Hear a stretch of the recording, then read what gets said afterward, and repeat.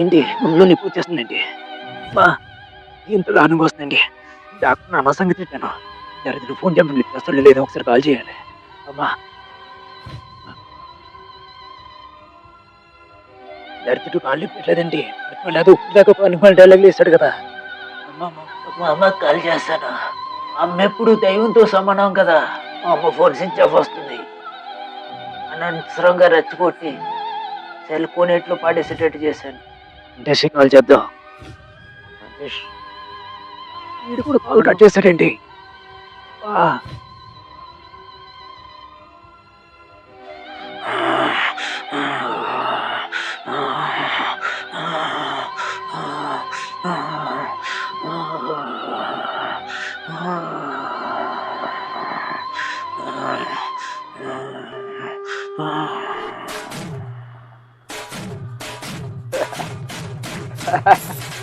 అంటే నాగా నేను చదువుతుంటే నవ్వట్లేదురా బాబు. కామెడీగా సత్యమేంట్రా బాబు. గుండెపోటు వస్తే జాగ్రత్త పెట్టుకుని చచ్చిపోయాడురా బాబు నువ్వు. ఏంట్రా బాబు, ఎవరన్నా గుండెపోటు వస్తే జాగ్రత్త పెట్టుకుని చేస్తారా? ఇక చూడండి, జాగ్రత్త పెట్టుకుని చచ్చాడు. రే, సామ్సంగ్ సెల్ శాపం ఫలించిందిరా నాగా. అమ్మా నాన్నే చులకనగా చూసి నీలాంటి పనికి మాలేదు. ఓకే, సరైన కామెడీ చావే వచ్చిందిరా నీకు. మనుషుల్లాగే మా సెల్లు కూడా శాపాలు పెట్టొచ్చు అన్నమాట. రే, నాగా లాంటి పనికి మాల ఎదవల్లారా, అమ్మా నాన్నని చులకనగా చూస్తే నాగా లాంటి గతే మీకు పడుతుందిరా. నాగా లాంటి చావే మీకు వస్తుందిరా. అమ్మా నాన్నని చులకనగా చూడకండ్రా, పాపం రా. మీకు జన్మనిచ్చిన అమ్మా నాన్న దైవం కంటే గొప్పవాళ్ళు. అమ్మ గొప్పతనం గురించి మీకు తెలియదేం కాదు. ఒక్కొక్కసారి నాగాలాంటి పనికిమాలేదోలు కడుపులో అడ్డం తిరిగితే డాక్టర్లు, అమ్మ నీ బిడ్డ కడుపులో అడ్డం తిరిగాడు, నువ్వు బతికితే బిడ్డ బతకదు, బిడ్డ బతికితే నువ్వు బతకవు, ఇద్దరిలో ఒకళ్ళే బతుకుతారు, నువ్వు బతకాలో బిడ్డ బతకాలో నువ్వే డిసైడ్ చేసుకోమ్మా అని డాక్టర్లు చెప్తే, బిడ్డకి జన్మనివ్వడం అదృష్టం, నేను చనిపోయినా పర్లేదు నా బిడ్డ బతకాలని చెప్పేసి ఆలోచించే ఈ ప్రపంచంలోనే అరుదైన అద్భుతం, దైవం కన్నా గొప్పది అమ్మే కదా. మీ పుట్టుకకు కారకుడైన మీ నాన్న ఎంత గొప్పవాడో మీకు తెలియదేం కాదు. మీకు మొట్టమొదటి రియల్ హీరో మీ నాన్నే కదా. నాన్న ఎంత గొప్పవాడంటే తన రిక్షా లాగిన తన పిల్లలు కలెక్టరు, ఇంజనీర్లు కావాలని రాత్రి పగళ్ళు తన రక్తంతో రిక్షా నడిపి మిమ్మల్ని అత్యున్నత శిఖరం మీద కూర్చోబెట్టడానికి తన భుజాలు సైతం అడ్డేస్తాడు మీ నాన్న. దైవం కంటే గొప్పవాళ్ళు ఎవరో కాదు, మీ అమ్మా నాన్నే కదా. అటువంటి అమ్మా నాన్నే మీరు చులకనగా చూసి ఇబ్బంది గురి చేశారంటే నేచర్కి మెమరీ ఎక్కువ, జాలి తక్కువ. మీ అమ్మ నాన్నే ఎంత క్రూరత్వంగా చూశారో నేచర్ పైనుంచి చూస్తూ ఉంటుంది. మీకు అదే శిక్ష వేస్తుంది కదా నేచర్.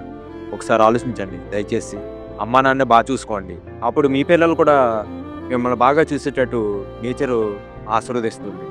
ఈరోజు ఉడతర చదివించాలంటే పుడదానికో బుడ్డోడుకో కనీసం లేదన్నా ₹1,00,000 డొనేషన్ కట్టాలి, వేలకు వేలు ఫీజులు కట్టాలి. స్తోమత లేకపోయిన తల్లిదండ్రులకి పాపం కూలో నాలో చేసి పిల్లలు వాళ్ళ కాకూడదని చాలా అత్యున్నత చదువులు చదివించి గొప్పవాళ్ళు చేస్తారు వాళ్ళ పిల్లల్ని. పిల్లలేమో ప్రైవేట్ అయిన తర్వాత నువ్వేం చేస్తావు మాకని చెప్పేసి తల్లిదండ్రుల మీద రివర్స్ అవ్వడం.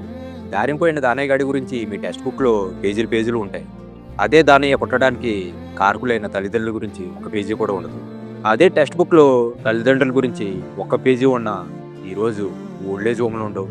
పిల్లలు కన్నందుకు వాళ్ళు ఓల్డేజ్లో నరకేతను అనుభవించారు. 498 లాంటి కఠినమైన చట్టం తల్లిదండ్రులు కూడా ఒకటి కల్పిస్తే ఈరోజు తల్లిదండ్రులు ఆకలితో అలపడించే పరిస్థితి ఉండదు. పిల్లల నుంచి సురక్షితంగా తల్లిదండ్రులు ఉంటారని ఆ న్యాయ వ్యవస్థ తల్లిదండ్రులకి ఇటువంటి చట్టం ఒకటి కల్పిస్తే బాగుంటుందని మా శాంసంగ్ సెల్ ఫోన్ విన్నపం. మీరు ప్రయోజకులు అయిన తర్వాత తల్లి తండ్రి ఆకలితో ఉంటే మీరు గుడికి వెళ్ళినా, మసీదుకి వెళ్ళినా, చర్చికి వెళ్ళినా మీకేం కలిసి వస్తుంది చెప్పండి? ఎందుకంటే దేవుడు క్షమిస్తాడా మిమ్మల్ని? దేవుడు ఎప్పుడు క్షమించడు కదా. దేవుడు క్షమించిన నేచర్ క్షమించదు. ఎందుకంటే నేచర్కి మనం ఏమిస్తామో రిటర్న్ గిఫ్ట్ అదే ఇస్తుంది కదా. ఒకసారి ఆలోచించుకోండి. నేచర్కి మెమరీ ఎక్కువ, జాలి తక్కువ. వడ్డీతో సహా మీకు రిటర్న్ గిఫ్ట్ ఇవ్వడం ఖాయం. మీరు తల్లిదండ్రులను బాగా చూసుకున్నారంటే మీరు తల్లిదండ్రులే కదా. మిమ్మల్ని మీ పిల్లలు చాలా అత్యున్నత స్థితిలో కూర్చోబెట్టి అద్భుతంగా చూసుకుంటారు. ఇదేంటిది, సెల్ ఫోన్ మనకి సజెషన్ ఇచ్చేంత గొప్ప పొజిషన్ ఉందా సెల్ ఫోన్కి అని మీరు అనుకోవచ్చు. ఈరోజు మిమ్మల్ని శాసిస్తున్న మేమే.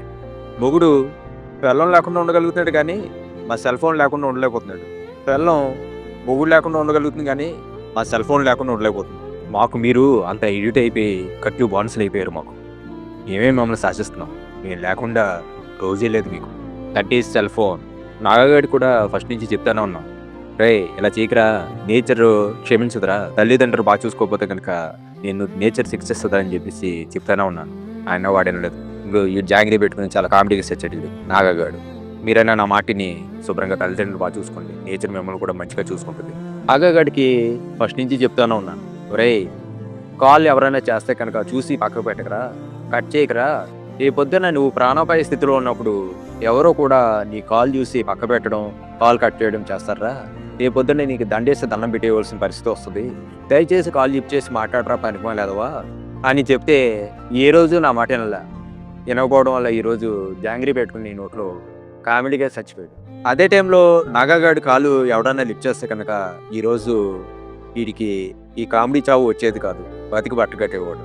మీరు కూడా దయచేసి కాల్ కట్ చేయడం కానీ, కాల్ చూసి సెల్ పక్క పడేయడం కానీ చేయకండి.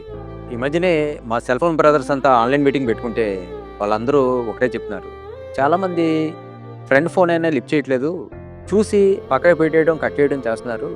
స్టేటస్ మట్టుకి అదే టైంలో విపరీతంగా ఫాలో అవుతారు. గంట 2 గంటలైనా స్టేటస్ మీద కూర్చుంటున్నారు కానీ ఒక్క సెకండ్ ఫోన్ చేసి లిఫ్ట్ చేసి మాట్లాడదామని ఎవరికి ఉండట్లేదు. చాలా క్లియర్గా తయారవుతున్నారు వీళ్ళ పరిస్థితి తెలుసుకుంటే చాలా బాధ అనిపిస్తుంది అని చెప్పేసి మా సెల్ ఫోన్ బ్రదర్స్ అంతా ముట్టుకుంటూ ఉన్నారు. ఈరోజు ఫోన్ లిఫ్ట్ చేయకపోవడం వల్ల నాగగాడి పోయాడు. రేపు పొద్దున్న మీరు కూడా ఏదైనా ప్రాణాపాయ స్థితిలో ఉండి, ఏదైనా ప్రాబ్లంలో ఉండి, కాన్ఫర్ట్ పొజిషన్లో మీ సెల్ పగిలిపోవడం, ఇరిగిపోవడం, ఏదో పోవడం జరిగి పక్కన ఉన్నవాడిది ఎవరిదో ఫోన్ తీసుకుని మీకు ఒకే నెంబర్ గుర్తుండి వాడి ఫోను గత టైంలో మీరు లిఫ్ట్ చేయకుండా ఉండి అదే టైంలో వాడికి మీరు ఫోన్ చేస్తే కనుక వాడు కూడా మీ ఫోన్ లిఫ్ట్ చేయకపోతే మీ పరిస్థితి ఏమవుతుందో ఒకసారి ఆలోచించండి. దయచేసి కాల్కి విలువ ఇవ్వండి, ఎందుకంటే చాలా వాల్యుబుల్ కాల్ అనేది. స్టేటస్ అనేది విలువైనది కాదు. ఫేస్బుక్, ఇన్స్టాగ్రాము, యూట్యూబ్ షార్ట్స్ ఇవన్నీ ఇంపార్టెంట్ కాదు కదా లైఫ్లోని. సపోజ్ మీకు శత్రువు లేకపోతే ఈఎంఓలో అప్లోల్లో హెల్త్ ప్రాబ్లమ్స్ ఉండి డాక్టర్లు నువ్వు ఫోన్ మాట్లాడొద్దమ్మా అన్న, లేకపోతే ఏదైనా ప్రాబ్లం క్రియేట్ చేసే వాళ్ళు మీకు ఫోన్ చేశారనుకోండి, మీరు కట్ చేస్తే న్యాయం ఉంది. మీ ఫ్రెండ్ లేకపోతే మీకు ఇంపార్టెంట్ పర్సన్, మీకు ఇంపార్టెంట్ ఇచ్చే పర్సన్ అయితే కనుక మీరు కాల్ లిఫ్ట్ చేసి ఒకసారి మాట్లాడండి. ఎందుకంటే వాళ్ళు ఏ ప్రాబ్లం ఉన్నారో మీకు తెలియదు కదా. దయచేసి ఒకసారి లిఫ్ట్ చేసి మాట్లాడండి. లేకపోతే ఒక పని చేయండి, మీరు ఫస్టే మీ ఫ్రెండ్కో, మీ రిలేషన్కో, మీరు శ్రేయోభిలాస్కో ఎవరికైనా నేను కాళ్ళు మీ ఫోన్ లిఫ్ట్ చేయను, నాకు దయచేసి మీరు కాల్ చేయొద్దు అని చెప్పేయండి. ఇంకా వాళ్ళు కాల్ చేయరు కదా, మీకు ఇబ్బంది ఉండదు, వాళ్ళకి ఇబ్బంది ఉండదు.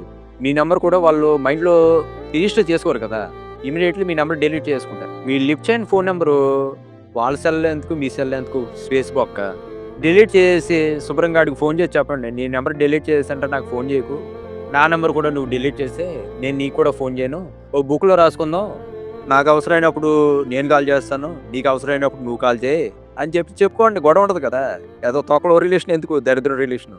మీరుని ఇలా తయారవుతానేంట్రా బాబు మీరు. ఈ మధ్యన ఫోన్ లిఫ్ట్ చేయకపోవడం పెద్ద ఫ్యాషన్ అయిపోయింది. వాట్సాప్లో స్టేటస్లు, ఇన్స్టాగ్రామ్లో షార్ట్స్, యూట్యూబ్లో షార్ట్స్ చూస్తూ మా ఫోన్ని విపరీతంగా రుద్దుతూ ఉన్నారు. రాత్రి అయ్యేటప్పటికి మాకు ఒళ్ళంతా నొప్పులు, జ్వరం వచ్చేస్తుంది. డోలో 650 2-3 ట్యాబ్లెట్లు మింగితేనే కానీ ఆ జ్వరం ఒళ్ళెప్పుడు తగ్గట్లా. తగ్గేలోపు మళ్ళీ రాత్రి వీడికి మెలుగు వచ్చి మళ్ళీ రుద్దుతానే ఉంటాడు తెల్లారులోని. ఏం రుద్దుతారా బాబు పడుకోరా అంటే ఎండో రుద్దుతానే ఉంటాడు. రుద్ది రుద్ది రుద్ది సెంటర్ పాయింట్ అరిగిపోయింది దెబ్బతోటి. తర్వాత జ్వరం అయితే తగ్గట్లా. ఈ మధ్యన డాక్టర్ దగ్గరికి వెళ్తే ఆ రుద్దుడు ఆపితేనే కానీ నీకు తగ్గదమ్మా అని చెప్పేసి డాక్టర్ మొత్తుకుంటా ఉన్నాడు. ఈడేమో రుద్దడం ఆగడు. వీటి రుద్దుడికి ఎప్పుడు నాకు కొనప్పుడు ఆగిపోద్దా అని చెప్పేసి భయపడుతూ బతుకుతానే ఉన్నాను. Thank you Samsung engineering daddy, నేను పెద్ద సెలబ్రిటీని అయిపోతున్నాను. ఇంకో వీడు కామెడీగా జాంగ్రీ పెట్టుకుని చచ్చాడు కదా, వీడి గురించి ఇప్పుడు టీవీలో చాలా పెద్ద డిబేట్స్ జరుగుతాయి నెక్స్ట్. ఎందుకంటే వీడు జాంగ్రీ పెట్టుకుని చాలా కామెడీగా చచ్చాడు కదా, అందు గురించి పెద్ద డిబేట్స్ జరుగుతాయి. సెంటర్ ఆఫ్ అట్రాక్షన్ నేనే, ఎందుకంటే ఇది ప్రత్యక్ష సాక్షి నేనే కదా వీడిని చూసింది. వీడు గుండెపోటు వస్తే జాంగ్రీ ఎందుకు పెట్టి చచ్చాడు, ఎలా చచ్చాడు అని నన్ను అడుగుతారు కదా.